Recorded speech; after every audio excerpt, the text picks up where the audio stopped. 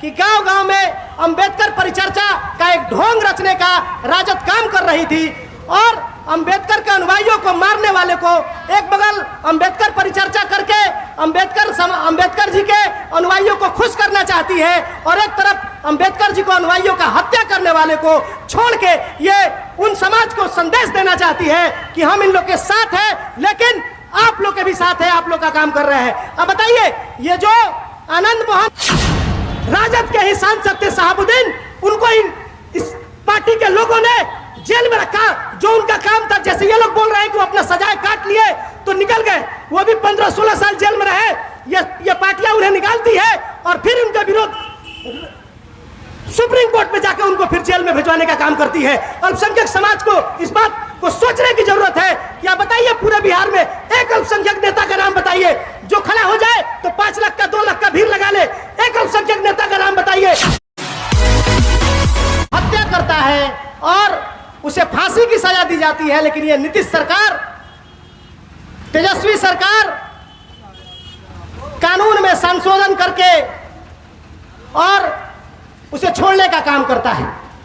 वो इसलिए छोड़ता है कि उसके समाज का वोट, उसके समाज के, उसके जाति का वोट उनके पार्टी को मिले। अपने आप को बहुजन पार्टी का नाम देते हैं, बहुजन समाज का वोट लेते हैं और जब सत्ता में आते हैं तो उनका काम करते हैं जो दलितों का, अल्पसंख्यकों का, पिछड़ों का शोषण करते हैं। ऐसे लोगों का काम ये पार्टियां करती हैं।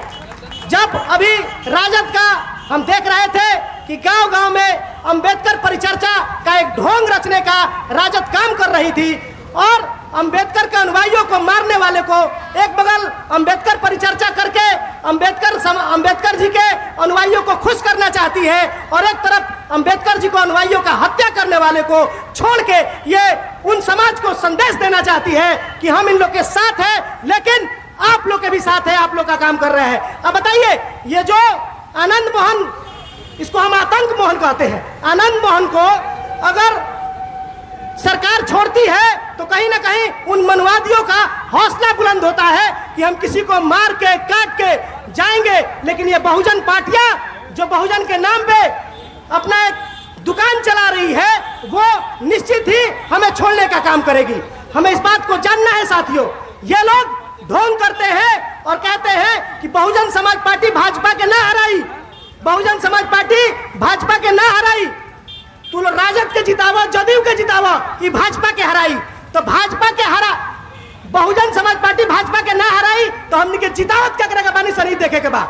इस बात पे विचार करना है कि जो बहुजन समाज पार्टी को बरगलाने का काम करते हैं कार्यकर्ताओं को, उनसे इन बात का विचार करने की जरूरत है कि आखिर हम जिसे जिता रहे हैं वो भी जीत के जा रहा है तो हमारे दुश्मनों का काम कर रहा है, हमारे हथियारों का काम कर रहा है, तो आखिर क्यों नहीं कि हम अपने ही झंडा को बुलंद करें, अपने पार्टी को मजबूत करें।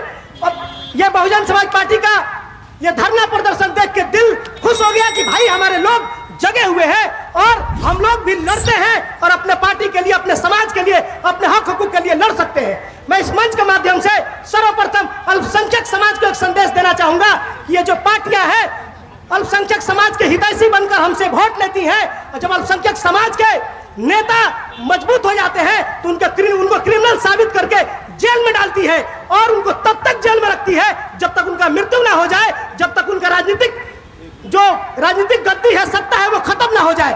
आप देखे होंगे आनंद मोहन एक डीएम का हत्यारा था, एक सांसद, एक सिस्टम में आईएएस अफसर का हत्यारा था, उसको उन्होंने छोड़ने का काम किया। वही जब राजद के ही सांसद थे साहबुद्दीन, उनको इस पार्टी के लोगों ने जेल में रखा। जो उनका काम था, जैसे ये लोग बोल रहे हैं कि वो अपना सजाए काट लिए तो निकल गए, वो भी 15-16 साल जेल में रहे। ये पार्टियां उन्हें निकालती है और फिर उनका विरोध सुप्रीम कोर्ट में जाकर उनको फिर जेल में भिजवाने का काम करती है। अल्पसंख्यक समाज को इस बात को सोचने की जरूरत है। क्या बताइए, पूरे बिहार में एक अल्पसंख्यक नेता का नाम बताइए जो खड़ा हो जाए तो 5 लाख का 2 लाख का भीड़ लगा ले। एक अल्पसंख्यक नेता का नाम बताइए जो राजद में है, जदयू में है, अगर वो खड़ा हो जाए तो बिहार के कोने कोने में अल्पसंख्यक समाज का आवाज उठा दे। ऐसा कोई नेता नहीं है पूरे बिहार में अल्पसंख्यक समाज का। हमारे नेता तो अल्पसंख्यक समाज तो लालू यादव को नेता मानती है, नीतीश कुमार को मानती है, अपने नेताओं को खत्म कर देती है। तो अपने नेताओं को मजबूत करना है। आज देखिए उत्तर प्रदेश में बहन कुमारी मायावती जी ने जो भी समाजवादी पार्टी जिन अल्पसंख्यक समाज के नेताओं को नरादत किया था, पार्टी से निकाल के बाहर फेंक दिया था, बैन कुमारी मायावती ने सम्मान देने का काम किया है। तो कहीं ना कहीं अल्पसंख्यक समाज को ये जो गठबंधन, ये जो सत्ता का सुख भोगने के लिए एमओआई समीकरण अनेकों तरह के गठबंधन ये लोग बनाते हैं। ये गठबंधन क्यों बनाते हैं? जदयू व राजद क्यों मिल रही है? इसलिए मिल रही है कि थोक भाव में मुसलमानों का वोट मिले, सिर्फ वोट मिले, लेकिन सत्ता के नाम पे एक भी मुसलमानों को ना बढ़िया मंत्रालय ये लोग देते हैं, ना एक मुसलमानों को ये लोग मानते हैं। मैं इस मंच के माध्यम से मुस्लिम समाज के लोगों से अपील करना चाहूंगा कि आप लोग बहुजन समाज पार्टी से जुड़िए। आपको एक बात बताता हूं, आप बहुजन समाज पार्टी से जुड़ेंगे, विधायक ना बने लेकिन मुखिया जरूर बनेंगे, सरपंच जरूर बनेंगे, जिला पार्षद जरूर बनेंगे। नहीं तो और जो भी पार्टियां हैं उनके पार्टी के लोग, उनके पार्टी के समीकरण के लोग वार्ड का भी चुनाव लड़ते हैं, सरपंच का भी लड़ते हैं, विधायक का भी लड़ते हैं। लेकिन ये जो दलित समाज है, अगर आप उसके साथ आते हैं, अपने साथ मंच में बैठा के खाना खिलाते हैं और उनके साथ उनके पार्टी में कंधा से कंधा मिला के चलते हैं, तो ये समाज वो समाज है कि मरते दम तक आपका साथ देगा। तो कहीं ना कहीं बहुत सारे वक्ता हैं यहाँ पे, मैं ज्यादा समय नहीं लूंगा, एक ही बात कह के अपने बात को वाणी को विराम दूंगा कि अल्पसंख्यक समाज इस बात को सोचे और इस बात को जाने कि इस देश में मूल निवासी, इस देश के जो मूल निवासी है दलित समाज, हम भी यहाँ के हैं, हम भी क्या है, हम भी इन लोगों में से ही हैं। हम यहाँ, हमारे ये लोग भाई हैं और कहीं ना कहीं यही लोग हमें सत्ता के शिखर तक पहुंचा सकते हैं और हमारा हक हकूक दिला सकते हैं। तो अल्पसंख्यक समाज को निश्चित ही बहुजन समाज पार्टी के साथ आना चाहिए।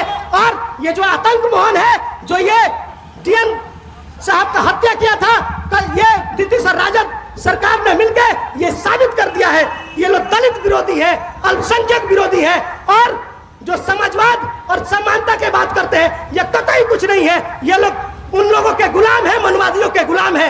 ये हमारे वोट से जीतते हैं लेकिन तलवे उनके चाटते हैं। ऐसे लोगों को विरोध करना है और बसपा को मजबूत करना है। इन्हीं सब बातों के साथ अपने वाणी को विराम दूंगा।